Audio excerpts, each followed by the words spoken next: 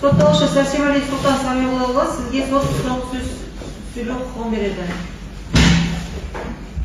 Сот осы қылмыстық істегі ең алғашқы тергеуден бастап соңғы сот отырысына дейін барлық істерді мен өз-өзімді ақтау үшін, марқұмдарды қаралау үшін емес, тек объективсіз шындыққа көз жеткізу үшін және өзімнің шындығымды дәлелдеу үшін ғана барлығын айттым. Ешқандай бір-біріне қарама-қайшы ешқандай істер, сөздер болған жоқ.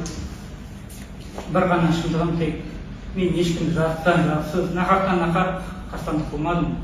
Осы сөзімді, осы ақиқатымды бұл өмірде құрметті сіздің алдыңызда да, о дүниеде құдіретті Құдайдың алдында да анық айта аламын.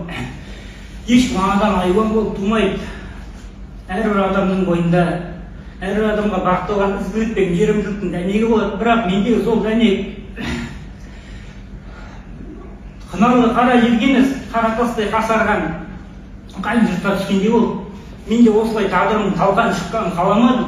Бар бастапқы қателігім бала шағам әйелімді өз-өзінен жібермей, олардан айырылып қалуға қорқып, отбасым үшін соңына дейін тіпті жанкештілікпен күрескенім, соңы осылай қылмысқа келіп, әр адамның өзі баққан отбасынан айырылуы, бауыр басқан бала шағасынан ажырауы, кездесетін күрделі құбылыс екенін және соны ұғынудың өзі ауыр сезім екенін әрбір адам түсінеді деп ойлаймын. Өйткені отбасын құрғанда адам уақыт өте қайтарып беремін деп алмайды ғой. Мендегі сол барлық сезім сол отбасым үшін, барлық қылмысымның түп тамыры осы отбасыма тиісіп, қол соғып, ар-намысымды аяққа таптап, соның нәтижесінде болған. Соның қорытындысы деп білемін. Торғай кеш торғай да өз ұясын өлгенше қорғайды. Менің өз отбасым сақтайын деген іс-әрекетім уақыт өте асқынып, күрделі күреске арты осындай қанды кесапатқа әкелетінін мен де болжаған жоқпын. Қылмысында ешқандай келіспеушілік болған жоқ. Ең алғашқы тергеуге алынған кезде барлығын айттым, баяндадым. Сол кезде өзімнің қателігімді түсіндім. Сіз де сұрадыңыз, осындай саған жасалған қысымдарды неге ағайын туысын айтпадың деп. Сол кезде мен өзім ең алғашқы сол тергеушіге ғана баяндадым.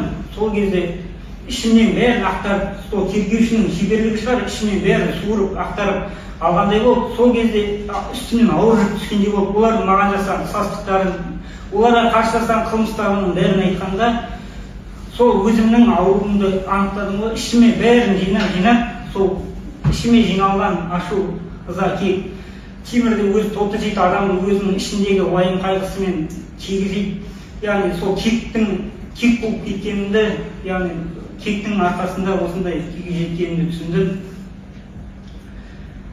Яғни қылмысымда барлық 13 эпизодта да ешқандай қаласым жоқ, мойындаймын барлығын.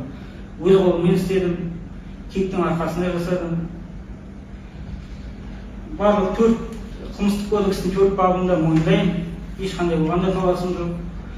Оған берілетін жазаны дауламаймын, кез келген жазаны, мемлекеттің кез келген жазасын дайынмын. Тек қана мен айтарым, мемлекет пен Құдайдың алдында ғана жауап беремін. Өйткені мен нақақтан нақақ ешкімге қиянат жасалмадым. Өздері осыған дейін адамды айуан болып әкелді. Намысыма тиіп, әбден титығыма тиіп, шығатын жол таба алмадым. Артында отбасын тастап кететін. Отбасында тірідей айырылуға қимай, осындай жанкештілікке бардым. Оларды өзімізде қойдым келіп. Түсінемін, қателестім. Яғни орын толмасы өкініш. Қанша тырыссам да ол марқұмдарды өмірге қайтара алмаймын. Тек өмірмен өтуге дайынмын. Мүмкін мемлекеттің жазасы адамды қылмыскерден кек алу болса, өмірінен де айырылса да ешқандай қарсылығым жоқ. Ал егер мен жеке тұлғам, кек болып кеттім, қателестім, бірақ мемлекет ізгілік, мейірімділік қағидасы болса, екінші бір мүмкіндік берсе, мүмкін сұраудың өзі орынсыз шығар, бірақ шекті мерзімге жаза тағайындауын сұраймын. Өзім үшін емес, мүмкін ата-анамды бұл санатта көрмеспін енді. Бала шағам үшін сұраймын, құрметті сот.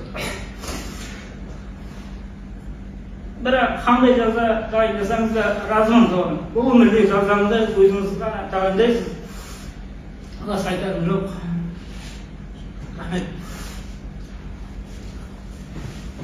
Соңғы сөздегі сөзіңізде мен барлық айтып мойындаймын деп айттыңыз, ал сот тергеуінде кейбір тармақтарынан сол пікіріңізде қаласыз ба? тармақты 13 тармақты мойындамаймын. Қылмыс мотивімді мен айттым, тергеушіге айттым. Наурызға қатысты, тармақтарға қатысты айтқан пікіріңізде сол пікірде қаласыз ба? Сол ең алғашқы тергеуге берген жауабымда қаламын, ешкім өзгерсін.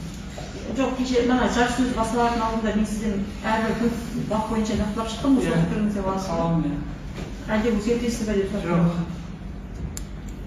Сіздің сөзіңізге байланысты.